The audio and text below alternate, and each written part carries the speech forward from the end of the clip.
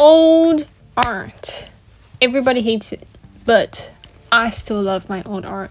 Almost like 6 months or so, I go back to my old art and I enjoy reading my old art because I love it, man. Because like this is why I do art, you know what I mean? It's not good, it's just bad and I love it. You know, I love how bad it is. It's like I was happy when I was making this, you know? It's actually trash and I'm gonna show you my old comics. Disclaimer, the art is bad, the grammar is bad, and I'll sometimes have to like explain to you what's going on. We're gonna go from newest to oldest. For my English, we had to make a graphic novel, and it had to have like some meaning behind it. This was actually the entire reason why I picked this class. I knew that we were gonna make a comic, but I wasn't prepared for the movies that we were gonna watch in this class, which I'll talk about in a different video. This graphic novel was graded on the layout of the novel and how you put the panels together. The kids in the class weren't too fond of the subject because they found art boring and they wanted to skip it. But me and my friend were really excited about it. I found like such a genius because like the teacher was explaining how to make comics, but like I already knew everything. Like I have experience. I can't wait to help others. Never mind. The students asked the teacher if we could help each other, but the teacher said no. So I can't help anyone. The main problem was my story had to have a story, obviously, and I was really struggling with this, but I decided to go with a wizard theme and like have fight battles and stuff. I can't really draw fight scenes. I don't know why I did this. It's really difficult. So I told my teacher about it. I'm like, hey teacher, I want my story to be about a wizard and he gets dice and he throws the dice and it's basically him gambling and then that's how he fights, and then he like wants to become the best wizard of all time. So then he goes on and kills all the other wizards. So he's the only wizard. I mean, she's the only wizard. But when she kills all the other wizards, she's the best wizard. The teacher wasn't really confident in my idea. Don't make it too complicated. And he told me to not make it too complicated. But I didn't listen. And I did it anyways. And I drew it. And I hate it. It was really bad. Let me explain to you why it was bad. Number 1. Bad symbolism. The dice symbolized gambling. So when you throw it, and you gamble to get good fighting. The meaning was like, oh, don't give up because just keep on gambling.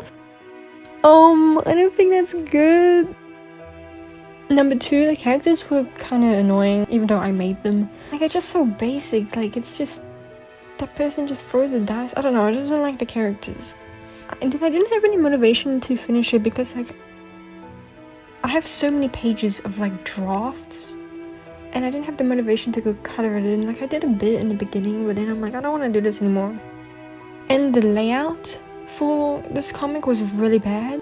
I treated it like a webtoon comic where you have to like scroll. The panels weren't interacting with each other. So I gave up on that comic. But now I'm stressed because I have a due date. And if I don't finish this comic, I'll be a failure. After all that research, after all that pain, after all these years, it'd be wasted. Like this is my one chance, my one opportunity to be smart, you know what I mean? I'm being over dramatic because like I actually had a month left. I drew all of this before we were even assigned to begin. Oh my gosh, we don't have enough time. So I needed a new story. I told myself I need to listen to the teacher and make it very simple, with no fighting. So I picked 2 of my OCs that I really liked, and I'm like, okay, I'll put them into the comic. And I began to draw it. Here's the first page. Actually listen to the teacher and try to focus more on the layout. It has the background, have panels overlapping each other. I really like the first page. I'm gonna draw more. Had good symbolism. So basically the story was about phones and social media and games and stuff and how we should rather go outside. And just so you know, I'm talking about this, but I don't even like go outside. I myself am addicted to social media and do want to improve on it, but so basically I'm being a hypocrite. But it's okay because I'm being a good hypocrite, you know, telling others to do good stuff while I continue doing the bad stuff. Let's go. Thanks for looking after my brother while I visit my parents in hospital. No problem. He's only 7, so no smoking, no swearing, blah blah blah blah blah. Yeah, okay, I got it. Anything else I should know? Don't look under my bed. I'll be back around 5. Now where's that kid? Probably in his room, or maybe he's outside. He sees the kid playing video games in the dark. Found him. I can see the resemblance with the screens. And then he just cleans the place up. What are you doing? Skibidi toilet. I got to know what's next. At 3 a.m. Ohio.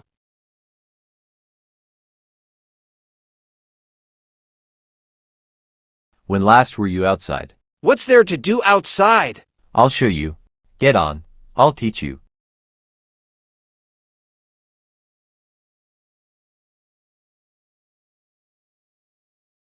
I'm finally back. How was it? All right. Is Jimmy in his room? He's outside. Outside his room? Outside the house. What is wrong with you? What? Why isn't he watching Skibidi on his iPad? He's part of my alpha male gang. You took that away. Alpha gang. Aren't wolves outside themselves? Outside. Why? It's disgusting. Can't you do anything right? If it makes you feel better, I cleaned the house. Why?